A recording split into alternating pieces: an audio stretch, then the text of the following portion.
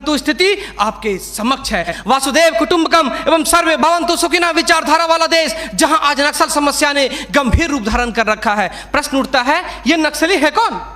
समाज के सबसे शांत, शहरों से दूर जंगलों में रहने वाले तथा खेतों के माध्यम से अपने जीवन यापन करने वाले वो लोग जो अपने पूर्वजों द्वारा दिए गए धरोहर को बचाने के लिए सरकार के खिलाफ हथियार बंद हो गए हैं और अंततः ये लोग नक्सली बनने पर मजबूर होते हैं। महोदय, आधुनिकीकरण के नाम पर उन गरीब आदिवासियों की जमीनों को छीन ली गई तथा उन्हें मजबूर कर दिया बंधुआ मजदूर बनने पर, किंतु आज उनकी अधिकारों की कोई बात तक नहीं करता। मन समर्पित, तन समर्पित और यह जीवन समर्पित। मैं पूछता हूं, देश की धरती तुझे क्या दूं, क्यों दूं और किस लिए न्यौछावर करूं अपना सब कुछ तुम पर? क्या इसलिए कि मुझे देशद्रोह जैसे शब्दों से नवाजा जाए या इसलिए कि मुझे फर्जी इनकाउंटर में मार दिया जाए? जी हां अध्यक्ष महोदय, कुछ ऐसा ही समय था जब मान्य सूबे लखन भैया सोहराबुद्दीन तथा तुलसीराम प्रजापति को फर्जी इनकाउंटर में मार दिया गया। यह कैसी विडंबना है महोदय। हमारे विपक्षी साथी द्वारा मानव अधिकार का संरक्षण किए बगैर ही राष्ट्रीय सुरक्षा की बात करते हैं। जब आम लोगों का कोई अधिकार ही नहीं हो तो इस स्थिति में राष्ट्रीय सुरक्षा का क्या मतलब? मैं पूछना चाहता हूं अपने विपक्षी साथियों से,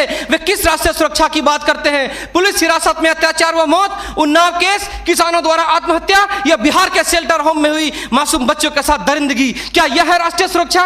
राष्ट्रीय सुरक्षा का अर्थ सिर्फ सीमा की सुरक्षा नहीं बल्कि सीमा के अंदर रह रहे व्यक्तियों की सुरक्षा से भी है। अपने हक को मांगे जाने पर लोगों को नक्सली तथा आतंकवादी करार दिया जाता है तथा यह सुरक्षा देने वाले पुजारी आईपीसी की धारा 124A के तहत गिरफ्तार कर उन्हें देशद्रोह का मुकदमा चलाते हैं, फिर फर्जी इनकाउंटर में भी मार गिराते हैं। जबकि सुनील बत्रा बनाम दिल्ली प्रशासन में माननीय न्यायाधीश ने स्पष्ट किया है कि फर्जी इनकाउंटर हत्या के समान है।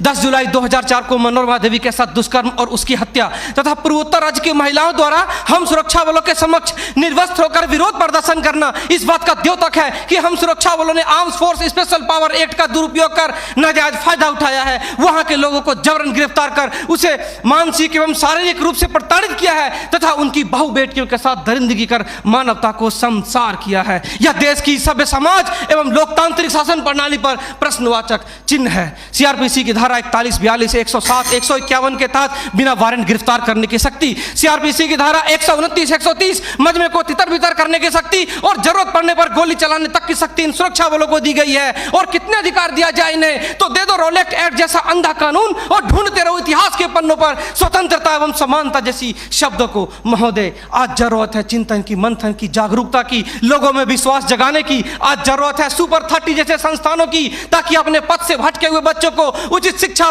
भोजन इत्यादि का प्रबंध कराकर उसे विकास के सही मार्ग से जोड़ सके।